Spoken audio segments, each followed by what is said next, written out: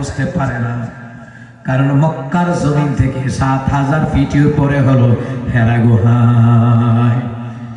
ওই হেরা গুহায় সবাই উঠতে পারে না, সাহস লাগে, মনোবল লাগে, শক্তি লাগে। ও মুসলমান, হেরা গুহার মুখের কাছে যাবেন, হেরা গুহার গর্ত ঢোকার পরে আপনি দেখবেন আপনি ঢুকতে পারবেন না। হেরা গুহার গর্ত দূর থেকে দেখলে মনে হয় আপনি ঢুকতে পারবেন না, যখন ঢুকতে যাবেন অটোমেটিক ঢুকায়া দিবেন কে? যারা গিয়েছেন, আমরা যারা গিয়েছি দেখেছি যে গুহাটা এরকম চিপা, এভাবে এইভাবে এইভাবে। আমি দাঁড়িয়ে রইলাম, কিভাবে ঢুকবো? পিছন থেকে হাজি সাহেব বলতেছে, হুজুর তাড়াতাড়ি ঢুকলে ঢুকেন, নাইলে আমার জায়গা দেন। আমি কে মিয়া, তোমার আগে দেওয়ার লাগে আমি আগে আইছি, আমি আগে ঢুকবো। আমি যখন বিসমিল্লাহ বলে গুহার ভিতরে পা দিলে ঢুকলাম, অটোমেটিক ঢুকে গেলাম, কোন রকম কষ্ট অনুভব হয় নাই। চিৎকার দিয়ে কোন সুবহানাল্লাহ। এটার মহত্বটাকে একটু পরে বুঝবেন। হেরা গুহার ভিতরে ঢুকবো, ঢোকার পরে গিয়ে দিই হেরা গুহার ভিতরে এক একটা মোটা মোটা খালা খালা বেড়ায়, আফ্রিকান, সুদানি, গাম্বিয়া, 6 ফিট লম্বা এক একটা মোড়া, আমার 3টা রোমান। আমি চিন্তা করি, ও মা, আমি গুহার ভিতরে ঢুকবো কিভাবে? চিন্তা করতেছি এইটি কেমনে ঢুকলো, আমি চিন্তা করতেছি এইগুলা কেমনে ঢুকলো। তখন আমার সূরা আম্বিয়ার কথা মনে পড়ে গেল। আল্লাহ তাআলা বললেন, ওয়ামা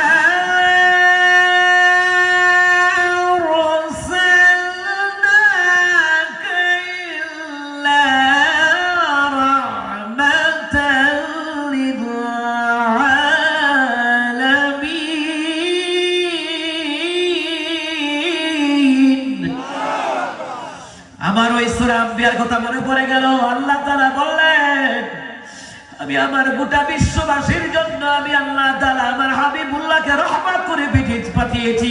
যেই নবীর কদম মুবারক যেই জায়গায় রাখছে, ওই জায়গায় রহমত দিয়ে দিয়েছে। ছোট গর্ত ঢোকা যায় না, আপনি ঢুকতে যাবেন অটোমেটিক ঢুকে যাবে। এটা রাসূলুল্লাহর কদম মুবারকের বরকত।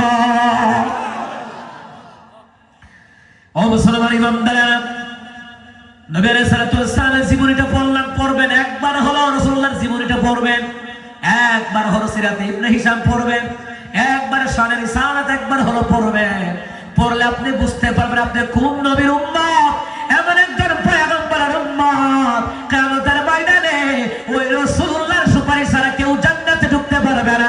ওই পয়গম্বরের উম্মত আমরা হয়েছি। সুতরাং এত সুবহান মর্যাদা আল্লাহ তার হাবিবকে দিয়েছে, এত মর্যাদার আসন কাদিয়ানীদেরকে দেওয়া যায় না, কাদিয়ানীদেরকে দেওয়া যায় না। কথা বলে ঠিক কিনা? কাদিয়ানীরা কাফের, আমার নবীকে শেষ নবী মানতে চায় না। আল্লাহ কয় তিনি শেষ নবী, কিন্তু সমস্ত নবীদের সরদার। সুবহানাল্লাহ বলবেন না? ও মুসলমান ইমানদারেরা, কাদিয়ানীদেরকে মুসলমান ইমানদারেরা কাফের ঘোষণা দেওয়া লাগবে। যেই দলীয় ক্ষমতা যাক, ওই কাদিয়ানীদেরকে সংসদের আইন দ্বারা কাফের ঘোষণা দেওয়া লাগবে, ঠিক কিনা? আপনারা সিরাজগঞ্জের মানুষ বলবেন, হুজুর ওদেরকে কাফের ঘোষণা দিলে কি আর না দিলে কি? হ্যাঁ, দেওয়া লাগবে, ওরা কাফের। কারণ কি? এখন ওরা মির্জা গোলাম আহমদ কাদিয়ানীর দল, এদের উত্তরসূরিরা এখন কাদিয়ানীর গুরু। কাদিয়ানীর অসংখ্য পণ্য আছে এই দেশে। এরা এমন বই পুস্তক আবিষ্কার করতেছে, আবিষ্কার করেছে, জায়গায় জায়গায় ছিটিয়ে দিয়েছে মুসলিম উম্মাহকে গোমরাহ করার জন্য। এই জন্য গত কয় তারিখ আপনাদের ঢাকার জমিনে, গত 15 তারিখ আন্দোলন হলো কাদিয়ানীদের বিরুদ্ধে। এই আন্দোলন চলছে, চলবে। এই কথা বল না কা? আলী হুজুরগর দায়িত্ব প্রতিবাদ করা, আপনাদের দায়িত্ব নাই? জনসাধারণের সবার দায়িত্ব। কথা কোন ঠিক কিনা? ও মুসলমান ইমানদার, এমন পয়গম্বরের উম্মত হইলাম, নবী আলাইহিস সালাম যেখানে কদম দেয় সেখানেই বরকত পূর্ণ হয়ে যায়। আপনি আমি যখন রাস্তার মধ্যে যখন কাজ ধরে ইটের সলিং দেয়, সুরকি খোয়া বিছিয়ে দেয়, পিচ ঢালা এখনো দেয় নাই, আপনি কি ওই ইটের উপরে, সুরকির উপরে, খোয়ার উপরে খালি পায়ে দীর্ঘক্ষণ হাঁটতে পারবেন নাকি? কথা কোন জবাব দেন? হাঁটতে পারবেন? পারবেন না। কিন্তু আমরা এমন একজন নবী আলাইহিস সালাম পাইলাম নবী আলাইহিস সালামের পায়ের তলা মুবারকের মধ্যে কখনো পাথরের কণা, কখনো ইটের কণা, কখনো বালি কণা পড়ে যেত। রাসূল ব্যথা পেতেন না। রাসূলুল্লাহর পায়ের কদম মুবারকের বরকতের কারণে ইটের কণা, বালি কণা, পাথরের কণা তোলার চাইতে নরম হয়ে যেত। মুসলমান ইমানদার যারা মদিনায় গিয়েছেন দেখেছেন উহুদ পাহাড়, বিশাল বড় পাহাড়। উহুদের সামনে নবী আলাইহিস সালামের দান্দার মোবারক যখন শহীদ হলো, নবী আলাইহিস সালামকে উহুদ পাহাড়ে যে জায়গায় রাখলেন ওই জায়গায় নিজের চোখে দেখে আসলাম ওই পাথরের স্মৃতি, ওই পাথরে নবী আলাইহিস সালামের কদম মুবারকের এই যে ছোঁয়া পরশ আজও বিদ্যমান। নবী আলাইহিস সালামকে যখন সাহাবীরা কাঁধে তুলে নবী আলাইহিস সালামকে ওই পাথরে শোয়ালেন, আল্লাহর কসম ওই পাথর ওই সময় শক্ত ছিল না, নবীর প্রেমে তুলার মতো নরম হয়ে বিছানা হয়ে যায়। ওইটা রহমতের নবী সাল্লাল্লাহু আলাইহি ওয়াসাল্লাম। ওই নবীর উম্মত হতে পেরেছি। সারা জীবন নামাজ, রোজা, হজ, যাকাত, শুকর আদায় করো, শেষ করা যাবে না। উহুদ পাহাড়ও কেঁদেছিল, ফেরেশতারাও কেঁদেছিল। নবী আলাইহিস সালামের রক্ত মুবারক জমিনে পড়েছে। আল্লাহ তাআলা বললেন ফেরেশতারা তাড়াতাড়ি করে উহুদের জমিনে যাও, আমার হাবিবুল্লাহর রক্ত যেন জমিনে না লাগে, আমার হাবিবুল্লাহর রক্ত যেন জমিনে না লাগে। ও জিবরাইল, নবী আলাইহিস সালামের রক্ত মুবারক জমিনে লুট নিতে পারবে না, তাড়াতাড়ি করে যাও। জিবরাইল তোমার 600 নূরের পাখা দিয়া আমার পয়গম্বরের রক্তগুলি তোমার পাখায় মুছে নাও। ও জিবরাইল, যদি এক ফোঁটা রক্ত জমিনের মধ্যে পড়ে যায়, জমিনে লুট নিতে পারবে না, আমি কিয়ামত ঘটায় দেব, আমি কিয়ামত ঘটায় দেব, সাত আসমান খান খান করে ভেঙে দিব। কারণ পয়গম্বরের এই কষ্ট আমি আল্লাহ তাআলা মানতে পারি না। জিবরাইল বলেন, হুজুর আমার কাছে কোন, আমি 2টা পাহাড় দিয়া তায়েববাসীকে মেরে ফেলবো। ওগো রাসূল, উহুদের জমিনে যারা আপনার দামদার মোবারক শহীদ করেছে, কাফেরদেরকে 2 পাহাড় দিয়া চিপা দিয়ে আঘাত করে করে মেরে ফেলবো। রাসূল বললেন, আমি বদদুয়া দেওয়ার জন্য আসি নাই, আমি তাদেরকে অভিশাপ দেওয়ার জন্য আসি নাই, ধ্বংস করার জন্য আসি নাই। ও জিবরাইল, এরা হয়তো বুঝে নাই আমার উপরে আঘাত করেছে, রক্ত ঝরিয়েছে, এমন এক সময় আসবে এদের ঘরে এমন সন্তান জন্ম নিবে, এক একটা দিনের মুজাহিদ হয়ে যাবে। আল্লাহু আকবার। নবী বললেন, আমি নূহ আলাইহিস সালামের মতো বদদুয়া দিয়ে ধ্বংস করতে চাই না। কারণ হলো আমি আল্লাহ রাসূল সাল্লাল্লাহু আলাইহি সাল্লাম রহমতের পয়গম্বর, আল্লাহ বলেছেন রহমত, সুতরাং আমি বদদুয়া দেব, আল্লাহ কিন্তু কবুল করে নিবে। এই বদদুয়া কেউ ঠেকাতে পারবে না। নবী আলাইহিস সালাম বদদুয়া দেন নাই। ও মুসলমান ইমানদারেরা, গত 16টা বছর যারা মার খেয়েছে এরাও তো বদদুয়া দেয় নাই, ঠিক কিনা কও? চোখের পানির দ্বারা জালেমের পতন ঘটায়া দিল কে? ও মুসলমান ইমানদারেরা, নবী আলাইহিস সালামের এই যে রক্ত মুবারক ঝরলো, ফেরেশতারা কাঁদে, জিবরাইলও কাঁদে, আরশের আল্লাহ থরথর করে কাঁপে। আল্লাহু আকবার। ও মুসলমান ইমানদারেরা, জিবরাইল বারবার বলে, হুজুর একটা বার বলে আমি পাথর চাপা দিয়া দুনিয়া থেকে বিদায় করে দিব। রাসূল বললেন, না, বদদুয়া দেব না, আমি নূহ নবীর মতো ভুল করতে চাই না। কারণ আমি যদি বদদুয়া দিই না, ধ্বংস হয়ে যাবে, আমি কার কাছে কালিমার দাওয়াত পৌঁছাবো? ওরা কাফের, বুঝে নাই কি হয়েছে। ভবিষ্যতে এদের করে জন্ম নিবে এমন একজন ওমর, এমন একজন আবু বকর, এমন একজন যায়েদ বিন হারেস, এইভাবে করে করে অসংখ্য সাহাবী জন্ম নিবে কাফেরদের মধ্য থেকে। তো কাফেররা মারা গেলে সন্তান হবে কোত্থেকে? এরা কাফের, এরা বুঝে নাই, কিন্তু এদের করে এমন সন্তান জন্ম নিবে যেমন দলিল পাওয়া যায় তাফসীর ইবনে কাসিরের মধ্যে পাওয়া যায়। ওমরের আব্বা হলো কাফের, কাফেরের ঘরে জন্ম নিয়েছে ওমর। মক্কার লোকেরা গোপনে নামাজ পড়তো, ওমর দিন গ্রহণ করার পরে বলে, রাসূল গো, এখন গোপনে নয়, এখন উপরে নামাজ হবে। আল্লাহু আকবার। স্বৈরাচারী যখন 16 বছর ছিল, কত কথা আমরা বুকের মধ্যে চাপা দিয়ে রেখেছি, বলতে পারি নাই। আমরা ভেবেছিলাম 40 সাল পর্যন্ত আমরা মন খুলে কথা বলতে পারবো না। আল্লাহকে 40 সাল লাগবে না, 24 সালের পরে ওপেনলি কথা বলবা, এটা আমি আল্লাহর ক্ষমতা। র্যাব বাহিনী, বিমান বাহিনী দিয়া ক্ষমতায় থাকা যায় না। আল্লাহ তাআলা ফেরাউনের মতন নেতাকে আল্লাহ পানির মধ্যে সুবাইয়া সেফা সুটকি বানায় রাইছে, আর তুমি কোন নেতা ফাতি নেতা? ঘুমাইলে লঙ্গির নেটওয়ার্ক ঠিক থাকে না। এই জন্য আপনি নেতা হন, ওমরের মতন নেতা হন। সুবহানাল্লাহ বলবেন না? এই যে আসার পথে আকবর আলী সাহেবের কথা শুনতেছিলাম আমার প্রিয় ভাইয়ের কাছ থেকে। লোকটা এলাকায় শিক্ষা প্রতিষ্ঠান করেছেন। এই যে ভালো লোক, এমন ভালো লোকদের যদি নেতৃত্ব দেয় সমাজের ভিতরে, চোর ডাকাত তো দূরের কথা, মদ গাঁজা বা যুবকেরা আসক্ত হবে না। আমার বন্ধুরা, আমার বাবারা, ও মুসলমান ইমানদারেরা, ওই রহমতের নবীর উম্মত আমরা। নবী আলাইহিস সালামের উপরে যখন ওহী নাযিল হতো, নবী আলাইহিস সালাম ঘেমে যেতেন। মাঘ মাসের শীতের বেলায় অনেকে আছে দেখবেন পাতলা কম্বল দিয়ে ঘর থেকে বের হয়, অনেকে ভারী কম্বল গাও দেয়, শীত লাগে। নবী আলাইহিস সালামের মাঘ মাসের শীতে, তীব্র শীতের বেলায়ও রাসূলুল্লাহ ঘেমে যেতেন। এই কোরআনুল কারীমের ওহীর ভারে ওই কোরআন আপনার এলাকায় শিক্ষা দেওয়া হয়। যারা হাফেজ আলেম, যারা সূরা ফাতিহা পারেন, 4টা সূরা পারেন, কিংবা যারা মাদ্রাসায় পড়ছেন, আপনি মনে করবেন না তার দাম কম। তার সিনা, তার এত দাম, ওই সিনার ভিতরে এই কোরআন লুট দেওয়ার মতন ক্ষমতা আল্লাহ দিয়েছে। ওই কোরআনওয়ালাদেরকে যারা ভালোবাসে, আল্লাহ তাদেরকে ভালোবাসে, আমার নবীর সাথে জান্নাতুল ফেরদাউস দিয়ে দিবে।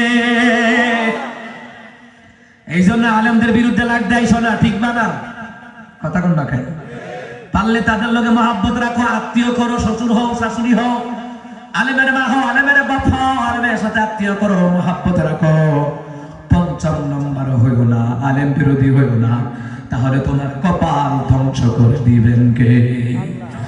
নবী আলাইহিস সালামের উপরে ওহী নাযিল হলো। নবী আলাইহিস সালাম ঘামতে লাগলেন, তীব্র জ্বরের ভিতরে আবার ঘাম। এমন জ্বর আছে দেখবেন, জ্বর, তীব্র জ্বর, শীত লাগে আবার গরমও লাগে, ঠিক কিনা কন? গতকাল থেকে এই বান্দা প্রোগ্রাম শেষ করার পরে গায়ে জ্বর, শরীরের ব্যালেন্স নাই আমার। বগুড়া 3 মাথা হোটেলে ছিলাম, ফজরের নামাজ কোন রকমে পড়লাম, দেখি সারা শরীরে ব্যথা, তীব্র জ্বর। কারণ আমার এর আগে ডেঙ্গু হয়েছিল। এত জ্বরের কারণে ঘুমাতে পারি না, একবারও চোখ ভালো করে লাগাতে পারি না। এই পর্যন্ত জার্নি করে আসতেছি, মার কাছে ফোন দিলাম, মা কয় বাবা কেমন আলোচনা করবি? আমি বললাম মা দোয়া করো, আল্লাহ চাইলে তার কোরআনের বরকতে আমাকে সুস্থ করে দিতে পারে। ও মুসলমান ইমানদার, ঘামতেছি, আবার জ্বর, সারা শরীরে ব্যথা। এমনও রোগী আছে জ্বর একদিক দিয়ে ঘামতেছে, আরেক দিক দিয়ে জ্বর, ব্যথা কমে না, এমন রোগী আছে না নাই? নবী আলাইহিস সালাম জ্বর, কাঁপতে কাঁপতে আম্মা জান খাদিজার কাছে আসলেন। খাদিজা, আমাকে কম্বল দিয়ে ছড়িয়ে ধরো, আমি বোধহয় বেশি দিন বাঁচব না। আম্মা জান খাদিজা কয়, রাসূল কে বলেছে আপনি বাঁচবেন না? আপনি তো রহমতের নবী, আল্লাহ তাআলা আপনাকে নবী বানাইয়া একা একা মাঠে ছেড়ে দেয় নাই। কেমন বিবি স্বামীরে সান্ত্বনা দেয়, এমন বিবি হন। স্বামীরে সান্ত্বনা দেন, স্বামী আমার, আপনি ছাড়া আমার দুনিয়াতে কেউ নাই। স্বামীর আছে 7 ভাই, স্বামী মারলে কেউ নাই।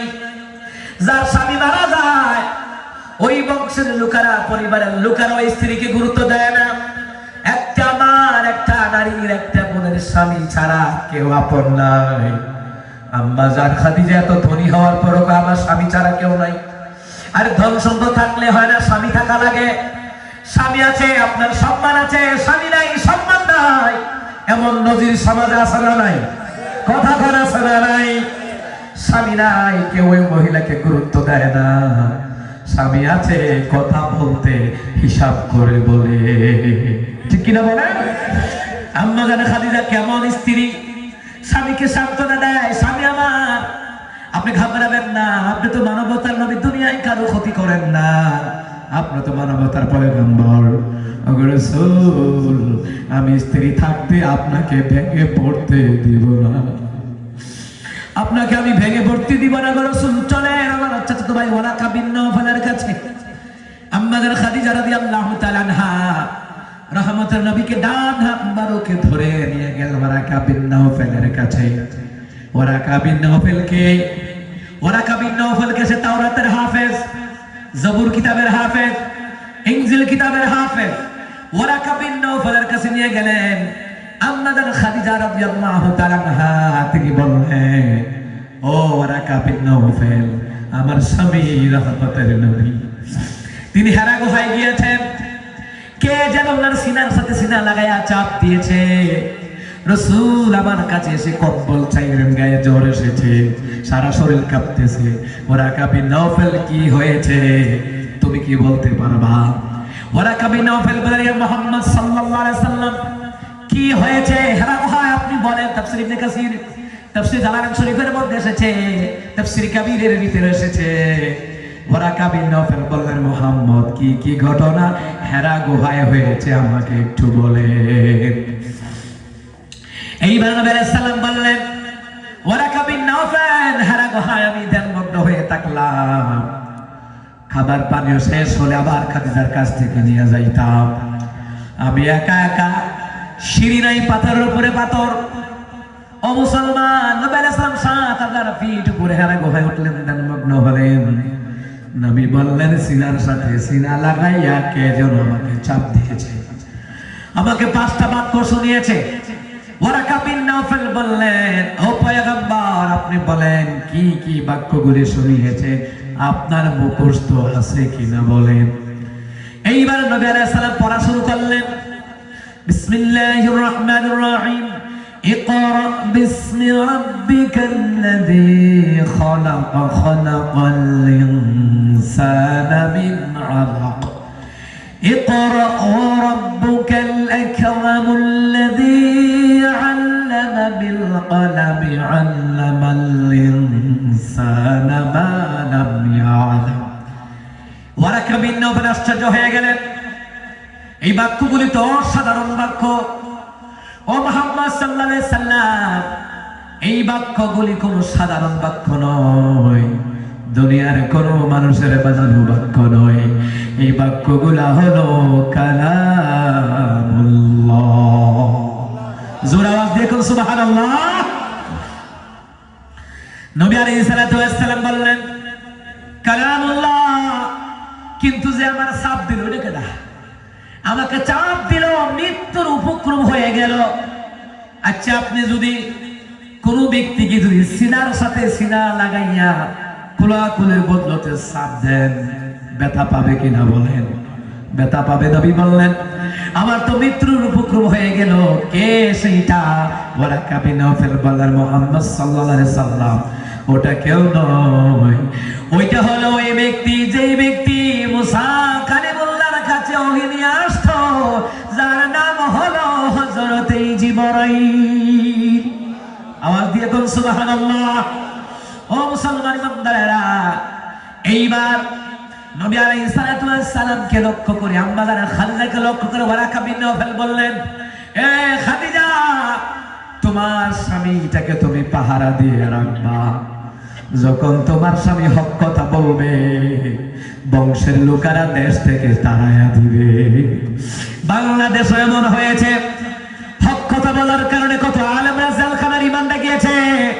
ডক্টর মিজানুর রহমান আজহারি মানুষে পাড়ি দিয়েছে, দেশে আসতে পারে নাই। ডক্টর জাকির নায়েক ভারতের নাগরিকত্ব কেটে দিয়েছে, লোকটাও মানুষই দেশে ঢুকতে পারে না। কোরআনের হক কথা বলার কারণে অসংখ্য কর্মীরা এলাকায় গত 16 বছর থাকতে পারে নাই।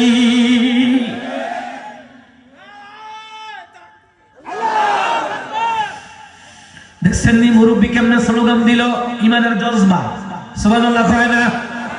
যুবক, তুমি টিকটকের পিছনে ঘুরে ইমানদারা নষ্ট করে ফেলছো। হিরো আলমের ভিডিও দেখা, নায়ক নায়িকাদের ভিডিও দেখা, গান বাজনা হইনা তোমার ইমানদারা নষ্ট করে ফেলতেছো। যুবক, সময় আছে, রাসূলুল্লাহর আদর্শ গ্রহণ করো। কথা বল ঠিক কিনা? আমার বন্ধুরা, আমার বাবারা, নবী আলাইহিস সালাতু ওয়াস সালামকে লক্ষ্য করে আম্মা জান খাদিজাতুল কুবরা রাদিয়াল্লাহু তাআলা কে লক্ষ্য করে ওয়ারাকা বিন নওফাল বললেন, খাদিজা যদি আমি ওই দিন পর্যন্ত দুনিয়ার জমিনে জীবিত থাকতাম, যেই দিন মুহাম্মদের বংশের লোকেরা এলাকা থেকে তাড়াইয়া দিবে, আঘাত করবে, গালি দিবে, পাগল বলবে, জাদুকর বলবে, ও খাদিজা ওই দিন পর্যন্ত যদি আমি ওয়ারাকা বিন নওফাল জীবিত থাকতাম, রাসূলুল্লাহকে আঘাত করবে দূরের কথা, আমার পিঠ পেতে দিতাম, মুহাম্মদের গায়ে একটা আঘাত লাগতে দিতাম না। ও খাদিজা দেখো, বছরের ভারে, বয়সের ভারে আমি বৃদ্ধ হয়ে গেছি, আমার চোখের জ্যোতি নাই, আমি দুর্বল হয়ে গেছি খাদিজা, বাঁচবো কিনা জানি না। যেই দিন মুহাম্মদ সাল্লাল্লাহু আলাইহি ওয়াসাল্লাম নবুয়ত প্রাপ্তি হবে, ওই দিন পর্যন্ত যদি আমি জীবিত থাকি, তাওরাত জবর ইনজিলের কসম, সর্বপ্রথম আমি কালিমা পড়ে মুসলমান হওয়ার আশা রাখি। ওয়ারাকা বিন নওফাল কয়দিন পর দুনিয়া থেকে বিদায় হয়ে যায়। আম্মা জান খাদিজা ওই চাচাতো ভাইয়ের কথাই নবীকে পাহারা দিয়ে দিয়ে রাখে, রাসূল কোথায় যান পাহারা দিয়ে দিয়ে রাখে। আম্মা জান খাদিজা যতদিন দুনিয়ার জমিনে জীবিত ছিলেন, রাসূলুল্লাহর গায়ে একটা আঘাত কাফেররা করতে পারে নাই। যখন ওয়ারাকা বিন নওফাল পাহারা দিয়ে রাখে, তোমার স্বামী কিন্তু অত্যাচার করবে, নির্যাতন করবে, আম্মা জান খাদিজা মক্কাবাসীকে ডিক্লার দিলেন, আমি ধনের দুলালি মুহাম্মদ সাল্লাল্লাহু আলাইহি ওয়াসাল্লাম আমার পয়গম্বর, আমার স্বামী, কেউ যদি আমার স্বামীর উপরে আঘাত করার চিন্তা করো, আমি খাদিজা কাউরে ছেড়ে দিব না। আমার রাসূলকে গালি দিবা সাহস পাবা না। কিতাবের মধ্যে লিখে আম্মা জান খাদিজা রাদিয়াল্লাহু তাআলা আনহা যতদিন জীবিত ছিলেন, কোন কাফের বেঈমান আক্রমণ করবে তো দূরের কথা, মুসলমান ইমামদারেরা আমার নবীকে গালি দেওয়ার সাহস পায় না। এটা কেমন বিবি? আম্মা জান খাদিজা জান্নাতের টিকিট প্রাপ্তকারী। আল্লাহু আকবার। ও মুসলমান ইমামদারেরা, আম্মা জান খাদিজা কেমন খাদিজা শুনেন। নবী আলাইহিস সালাতু ওয়াস সালাম এর সাথে যখন বিয়ে হয়ে গেল, বাসর রাতে আল্লাহর নবী কান্দে, আল্লাহর নবী কান্না করছেন। আম্মা জান খাদিজা রাদিয়াল্লাহু তাআলা আনহা তিনি বললেন, পয়গম্বর কান্দেন কেন? রাসূল বললেন, খাদিজা আজকে আমি বিয়ে করলাম বাসর রাত, আমার বাবা নাই, আমার বাবা যদি দুনিয়ার জমিনে জীবিত থাকতো, পুত্রবধূ দেখে খুশি হয়ে যেত, আমাদের জন্য আল্লাহর কাছে দোয়া করতো। খাদিজা আমার তো বাবা নাই, কে আমাকে দোয়া করবে? ও খাদিজা শুনে নাও। এবার আম্মা জান খাদিজা রাদিয়াল্লাহু তাআলা রাহমাতুন নবীর চেহারা মুবারকের দিকে তাকায়। নবী আলাইহিস সালাতু ওয়াস সালামের চেহারা মুবারকের দিকে তাকাইয়া আম্মা জান খাদিজা বলেন, রাসূল কাঁদবেন না, আপনি কাঁদলে আমার বড় কষ্ট হয়। কেমন বিবি? স্বামী কষ্ট পাইলে বিবি কষ্ট পায়, বিবি কষ্ট পাইলে স্বামী কষ্ট পায়। যেই ঘরে স্বামী স্ত্রী মিল মোহাম্মত আছে, নবী বলেন এই ঘরটা জান্নাতের টুকরা। আল্লাহু আকবার। মুসলমান, নবী আলাইহিস সালাতু ওয়াস সালাম কাঁদে, আম্মা জান খাদিজা কয়, নবী গো আবার কেন কাঁদেন? নবী বললেন, খাদিজা আমার তো মা নাই, আমি যখন মায়ের গর্ভে 6 মাস আমার বাবা মারা যায়, আমার বাবা যখন 6 বছর আমার আম্মা দুনিয়া থেকে বিদায় হয়ে যায়, মা যদি থাকতো অন্তত আমার জন্য আজকে দোয়া করতো। এই মুসলমান, অনেকের যুবকের মা নাই বাবা নাই, অনেক মা বোনদের মা নাই বাবা নাই, সে জানে মা হারানোর কত যন্ত্রণা, বাবা হারানোর কত যন্ত্রণা। রহমতের নবী কান্দে। নবী আলাইহিস সালাম বলেন, খাদিজা বাবাও নাই মাও নাই, এর খাদিজা আমি কান্দি বাবার জন্য, মায়ের জন্য। ছেলে দেখিয়া, ছেলের বউ দেখিয়া খুশি হইতো, আজকে রাতে দোয়া করে দিত। ও মুসলমান ইমামদারেরা, এবার আম্মা জান খাদিজা রাদিয়াল্লাহু তাআলা রহমাতুন নবী ডান হাত মুবারকে ধরলেন, নবী গো চিন্তা করবেন না, আপনার মা নাই বাবা নাই, কি হয়েছে? আপনার স্ত্রী খাদিজা জীবিত আছে, এই হাতটা ধরেছি, জীবন যাই যাবে, কোনদিন আপনার হাতটা ছাড়ব না। এমন বিবি কয়জন আছে? এমন খাদিজা কয়জন আছে? এবার হযরত নবী সাল্লাল্লাহু আলাইহি সাল্লাম আবার কান্না শুরু করে দিলেন। আম্মা খাদিজা রাদিয়াল্লাহু তাআলা তিনি বললেন, নবী গো আবার কেন কাঁদেন? নবী বললেন, খাদিজা, মক্কার লোকেরা আমাকে গরীব কয়, মক্কার লোকেরা আমাকে গরীব বলে। আম্মা খাদিজা রাদিয়াল্লাহু তাআলা তিনি বললেন, কে বলেছে আপনি গরীব? আমি খাদিজা ওয়াদা দিয়ে দিলাম, আমার জীবনে যত ধন সম্পদ আছে সবগুলি আল্লাহর নামে আপনার ইসলাম প্রচারের জন্য আমি দান করে দিলাম। আরো জোরে পড়ো সুবহানাল্লাহ। কে বলেছে আম্মাজান খাদিজা দান করে নাই? কে বলেছে আম্মাজান খাদিজা নামাজ পড়ে নাই? কে বলেছে আম্মাজান খাদিজা যাকাত দেয় নাই? মুসলমান ইমানদারেরা, হাদিসের মধ্যে পাওয়া যায়, মুসনাদ আহমদের মধ্যে নবী আলাইহিস সালামের চাচা আব্বাসকে বলতেছে, কে বলতেছে? আবু যার গিফারি রাদিয়াল্লাহু তাআলা তিনি বললেন, ও আব্বা, ইনি তো মুহাম্মদ সাল্লাল্লাহু আলাইহি সাল্লাম, কিন্তু পাশেরটা কে? বলে পাশেরটা হলো হযরত আলী। এর সাথে কে? বলে খাদিজাতুল কুবরা। তারা কি করছে? কয় নবী আলাইহিস সালামের ইমামতিতে নামাজ আদায় করছে। সুবহানাল্লাহ। কিন্তু আমাদের খাদিজা 5 ওয়াক্ত নামাজের বিধান নাজিল হওয়ার আগে দুনিয়া থেকে চলে গেছে, কিন্তু বেনামাজে ছিলেন না। এর আগে মুসা কালিমুল্লাহর উপরে যে নামাজ ছিল, ঈসা রূহুল্লাহর উপরে যে ধারাবাহিক নামাজ ছিল, ওই নামাজ আম্মাজান খাদিজাকে নিয়ে, আলীকে নিয়ে রাসূলুল্লাহ রীতিমতো আদায় করতেন। সুবহানাল্লাহ। কারণ এখন তো ইউটিউবের যুগ, ভাঙ্গা কথা দিয়ে বলতে হয়। তা আমি হামদা ভাই বলছি, পাবলিকে তো ছাড়ছে। ওই যে এক হুজুরে ওয়াজ করতে, মদ খাওয়া হালাল নাকি হারাম? এই নাকি হারাম কাইটা দিছে, এই জায়গাটা রাইখা তো মদ নাকি হালাল। এখন যারা ইউটিউবার এরা এই কুতুরে ছাড়ছে, দেখেন হুজুর কি বলে, মদ নাকি হালাল? হুজুরে প্রশ্ন করছে, মদ হালাল নাকি হারাম? নাকি হারাম কাইটা ওই মদ হালাল এটা রাখছে। এই যে ফেতনার যুগ হলো মোবাইলের যুগ, কথা কয় না, আরো জোরে কম। এই জন্য যেহেতু মিডিয়ার যুগ, তাই ভাঙ্গাই বলা উচিত, ভাঙ্গাই বলতে হবে, না হয় হবে না তো। আপনি ভুল বুঝবেন। কয়জনে আর ফেসবুক দেখে, কয়জন আর ইউটিউব দেখে, আর কয়জন করে হাদিস পড়ে, কথা বল ঠিক কিনা? এই জন্য ভেঙে দিলাম। নবী আলাইহিস সালামের ইমামতিতে আমাদের খাদিজা নামাজ পড়তেন, আলী রাদিয়াল্লাহু তাআলা নামাজ পড়েছেন, আবু যার গিফারি তিনি দেখেছেন। ও মুসলমান ইমানদারেরা, আমাদের খাদিজা দান করে নাই। ও মুসলমান, কে বলেছে দান করে নাই? গোটা সম্পদ আল্লাহর প্রেমে, নবীর প্রেমে আম্মাজান খাদিজা রাদিয়াল্লাহু তাআলা আনহা দান করে দিয়েছে,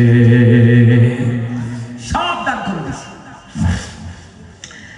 এরপর আম্মাজান খাদিজা স্বামীর কান্না থামানোর জন্য বারবার বলে, নবী বার কাঁদবেন না। এরপর আমার নবী কান্দে। আম্মাজান খাদিজা বলেন, নবী আবার কান্দেন কেন? খাদিজা, তোমার সম্পদ আমি নিব না। আগো রাসূল, আমি সম্পদ নিব না। রহমত নবী বললেন, ও খাদিজা, কেন সম্পদ নিবা না?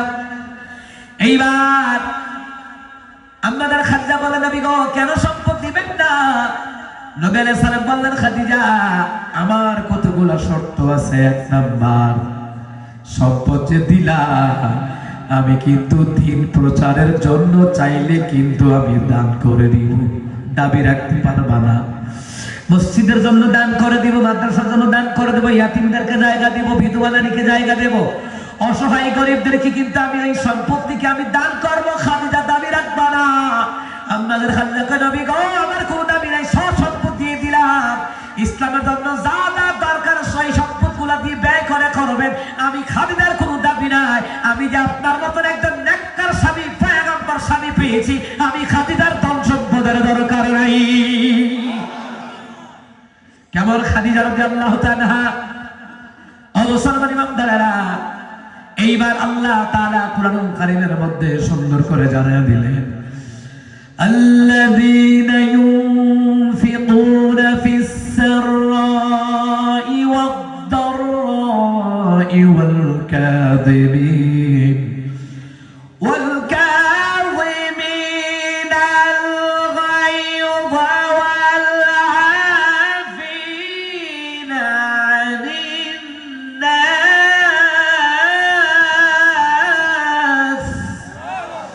والله يحب